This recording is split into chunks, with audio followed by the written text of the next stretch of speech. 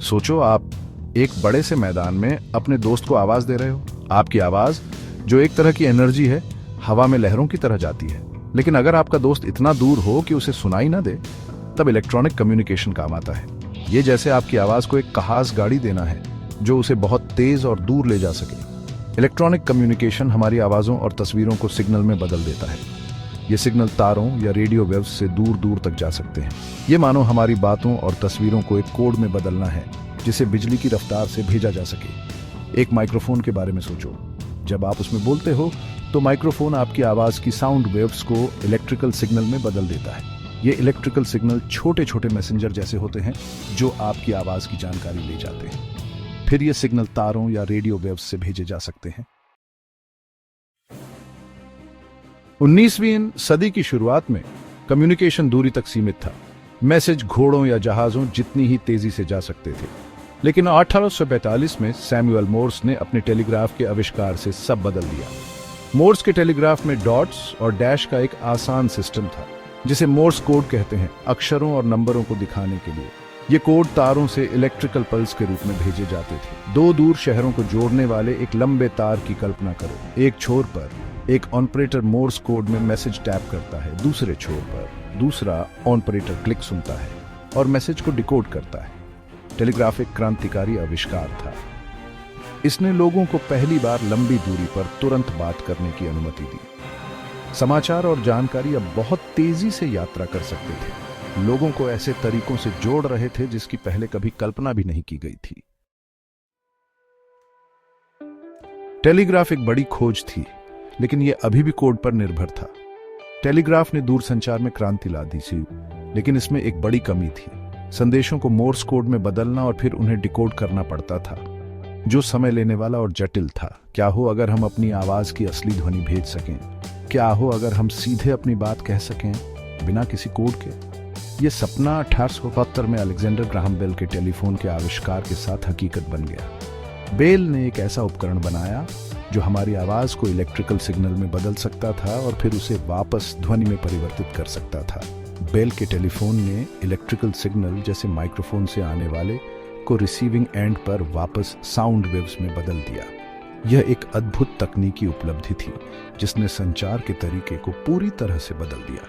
ये एक इलेक्ट्रोमैग्नेट और एक डायाफ्राम, एक पतली वाइब्रेटिंग सतह का उपयोग करके किया गया था। डायाफ्राम की कंपनी इलेक्ट्रिकल सिग्नल उत्पन्न करती थी जो फिर तारों के माध्यम से भेजी जाती थी। जब आप टेलीफोन में बोलते हैं तो आपकी आवाज इलेक्ट्रिकल सिग्नल में बदल जाती है। यह सिग्नल फिर तारों के माध्यम से यात्रा करता है जिससे आपकी आवाज को दूर तक पहुंचाया जा सकता है। ये सिग्नल तारों के जरिए रिसीवर तक जाते हैं। तारों का यह नेटवर्क पूरे शहरों, देशों और अंततः पूरी दुनिया में फैल गया। रिसीवर में इलेक्ट्रिकल सिग्नल डायफ्राम को वाइब्रेट करते हैं जिससे आपकी आवाज की ध्वनि फिर से बनती है। यह प्रक्रिया इतनी तेज होती है कि यह लगभग वास्तविक समय में होती है। टेलीफोन बहुत बड़ा बदलाव लेकर आया। यह न केवल तकनीकी दृष्टिकोण से महत्वपूर्ण था, बल्कि सामाजिक दृष्टिकोण से भी। इसने रियल टाइम बातचीत की अनुमति दी। दूरी से अलग हुए लोगों के बीच की खाई को पाट दिया। अब लोग तुरंत एक दूसरे से बात कर सकते थे, चाहे वे कितनी भी दूर क्यों न हो। मीलों दूर रहने वाले किसी प्रियजन की आवाज सुनने की खुशी की कल्पना करो। यह एक अद्वितीय अनुभव था जिसने लोगों के जीवन को समृद्ध बनाया। टेलीफोन ने दुनिया को छोटा और ज्यादा जुड़ा हुआ महसूस कराया। इसने वैश्विक संचार को संभव बनाया और दुनिया को एक परिवार की तरह जोड़ दिया। टेलीग्राफ और टेलीफोन तारों पर निर्भर थे। गुलेल्मो मार्कोनी ने बिना तार के हवा के जरिए सिग्नल भेजने का सपना देखा। 1893 में उन्होंने अपने वायरलेस टेलीग्राफ के आविष्कार के साथ इस जबरदस्त उपलब्धि को हासिल किया। मार्कोनी के सिस्टम ने सिग्नल भेजने के लिए रेडियो वेव्स, एक तरह का इलेक्ट्रोमैग्नेटिक रेडिएशन, का इस्तेमाल किया। एक तालाब में कंकड़ फेंकने की कल्पना करो। लहरें उस जगह से फैलती हैं जहां कंकड़ गिरता है। इसी तरह रेडियो वेव्स एक ट्रांसमीटर से फैलती हैं और एक रिसीवर द्वारा पकड़ी जा सकती है। इस आविष्कार ने रेडियो ब्रॉडकास्टिंग का रास्ता साफ किया, जहां आवाजें और संगीत रिसीवर वाले किसी को भी वायरलेस तरीके से भेजे जा सकते थे। मार्कोनी की वायरलेस तकनीक ने कम्युनिकेशन के लिए संभावनाओं की एक नई दुनिया खोल दी। 1957 में सोवियत संघ ने स्पुतनिक 1 लॉन्च किया, जो पृथ्वी की परिक्रमा करने वाला पहला कृत्रिम उपग्रह था। स्पुतनिक खुद एक साधारण धातु का गोला था, लेकिन रेडियो तरंगों के माध्यम से पृथ्वी पर वापस भेजा गया। इसका बीपिंग सिग्नल संचार में एक नए युग का प्रतीक था, उपग्रह संचार का युग। उपग्रह अंतरिक्ष में रिले स्टेशन की तरह काम करते हैं। वे पृथ्वी से सिग्नल प्राप्त करते हैं, उन्हें बढ़ाते हैं और उन्हें वापस अलग अलग स्थानों पर भेजते हैं।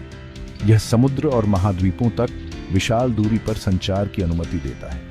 एक सिग्नल को एक उपग्रह तक भेजने और उसे हजारों मील दूर एक रिसीवर पर वापस उछालने की कल्पना करो। यही उपग्रह संचार का जादू है, जो हमारे ग्रह के सबसे दूरस्थ कोनों को भी जोड़ता है।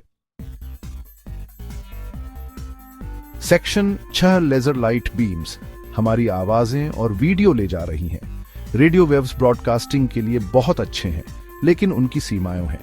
वे लंबी दूरी पर सिग्नल भेज सकते हैं, लेकिन उनकी बैंडविड्थ सीमित होती है, जिससे डेटा ट्रांसमिशन की गति धीमी हो जाती है। लाइट, खासकर लेजर, ने बहुत ज्यादा क्षमता के साथ जानकारी प्रसारित करने का एक नया तरीका पेश किया। लेजर बीम्स बहुत ही संकीर्ण और तीव्र होती है, जिससे वे बहुत अधिक डेटा को बहुत तेजी से भेज सकती हैं। 1960 में थियोडोर मैमन ने पहला काम करने वाला लेजर बनाया। यह एक क्रांतिकारी खोज थी, जिसने संचार और डेटा ट्रांसमिशन के क्षेत्र में नए द्वार खोले। लेजर प्रकाश की एक बहुत ज्यादा फोकस्ड बीम उत्पन्न करते हैं। यह बीम इतनी संकीर्ण होती है कि यह लंबी दूरी तक बिना बिखरे जा सकती है। इस बीम को बहुत तेजी से ऑन और ऑन ऑफ किया जा सकता है। प्रकाश की दालों के रूप में जानकारी को एनकोड किया जा सकता है। यह on on off pattern digital data को दर्शाता है। ये लाइट पल्स ऑप्टिकल फाइबर के माध्यम से प्रसारित किए जा सकते हैं। कांच के पतले तार जो प्रकाश के लिए पाइप की तरह काम करते हैं। ऑप्टिकल फाइबर में प्रकाश की गति से डेटा यात्रा करता है। एक साथ हजारों बातचीत करने वाली प्रकाश की एक धारा के बारे में सोचो। यह एक अद्भुत दृश्य है, जहां हर बीम एक अलग डेटा स्ट्रीम ले जा रही है। यही फाइबर ऑप्टिक कम्युनिकेशन की शक्ति है, जो लेजर द्वारा संभव हुई है। यह तकनीक हमें उच्च गति और विश्वसनीयता के साथ डेटा भेजने की अनुमति देती है। आज फाइबर ऑप्टिक केबल दुनिया भर में फैले हुए हैं, जो हमारे हाई स्पीड इंटरनेट और कम्युनिकेशन नेटवर्क की रीढ़ हैं। ये केबल्स समुद्र के नीचे से लेकर शहरों के बीच तक फैले हुए हैं, जो हमें एक दूसरे से जोड़ते हैं। सेक्शन 7 ईथरनेट कनेक्शन का जाल बुनना। कंप्यूटर के उदय के साथ एक नई चुनौती सामने आई, जानकारी साझा करने के लिए उन्हें एक साथ कैसे जोड़ा जाए। 1970 के दशक में जेरोक्स पार्क में रॉबर्ट मेटकाफ ने ईथरनेट विकसित किया, जो एक लोकल एरिया नेटवर्क या LAN में कंप्यूटर को जोड़ने की एक प्रणाली है। ईथरनेट ने कंप्यूटर को एक साझा केबल का उपयोग करके एक दूसरे के साथ संवाद करने की अनुमति दी, जैसे एक ही लाइन से कई फोन जुड़े हों। इसने नियम या प्रोटोकॉल स्थापित किए कि कैसे कंप्यूटर एक दूसरे के साथ हस्तक्षेप किए बिना डेटा भेजने और प्राप्त करने में बारी ले सकते हैं। एक कमरे में एक दूसरे से बात कर रहे लोगों के समूह की कल्पना करो। ईथरनेट एक ऐसी प्रणाली स्थापित करने जैसा है, जहां हर कोई बोलने में बारी लेता है, ताकि सभी को सुना जा सके। इसने बड़े और अधिक जटिल कंप्यूटर नेटवर्क बनाने की नींव रखी। सेक्शन 8 इंटरनेट, दुनिया को जोड़ने वाला सूचना सुपरहाईवे। 1960 के दशक में कंप्यूटर के एक छोटे नेटवर्क के रूप में जो शुरू हुआ, वह एक वैश्विक घटना में बदल गया है, इंटरनेट। यह एक ऐसा युग था जब कंप्यूटर विशाल और महंगे थे और केवल कुछ ही संस्थानों के पास इनका उपयोग करने की क्षमता थी। इंटरनेट नेटवर्क का एक नेटवर्क है जो दुनिया भर में अरबों उपकरणों को जोड़ता है। ये एक अदृश्य जाल की तरह है जो हमें एक दूसरे से जोड़ता है, चाहे हम कहीं भी हों। यह TCP/IP सहित प्रोटोकॉल के एक सूट का उपयोग करता है, जिससे विभिन्न कंप्यूटर सिस्टम निर्बाध रूप से संवाद कर सकते हैं। इन प्रोटोकॉल्स ने इंटरनेट को एक मजबूत और लचीला नेटवर्क बनाने में मदद की है। हर शहर और कस्बे को जोड़ने वाली सड़कों के विशाल नेटवर्क की कल्पना करो। जैसे सड़कों का नेटवर्क हमें एक स्थान से दूसरे स्थान तक ले जाता है, वैसे ही इंटरनेट डेटा को एक बिंदु से दूसरे बिंदु तक ले जाता है। इंटरनेट ऐसा ही है, एक विशाल सूचना सुपरहाईवे जहां डेटा विभिन्न मार्गों का उपयोग करके एक बिंदु से दूसरे बिंदु तक जा सकता है। यह डेटा पैकेट्स के रूप में यात्रा करता है, जो विभिन्न नोड्स और रूटर्स के माध्यम से अपने गंतव्य तक पहुंचता है। इसने हम जिस तरह से जानकारी प्राप्त करते हैं, एक दूसरे के साथ संवाद करते हैं और व्यापार करते हैं, उसमें क्रांति ला दी है। अब हम किसी भी समय, कहीं भी, किसी भी जानकारी तक पहुंच सकते हैं। इंटरनेट शिक्षा, मनोरंजन और वाणिज्य के लिए एक अनिवार्य उपकरण बन गया है। ऑनलाइन कक्षाओं से लेकर फिल्में स्ट्रीमिंग करने तक और ऑनलाइन शॉपिंग से लेकर डिजिटल बैंकिंग तक इंटरनेट ने हमारे जीवन के हर पहलू को छू लिया है। इसने भौगोलिक बाधाओं को तोड़ दिया है और विचारों और संस्कृति के वैश्विक आदान प्रदान को पहले की तरह बढ़ावा दिया है।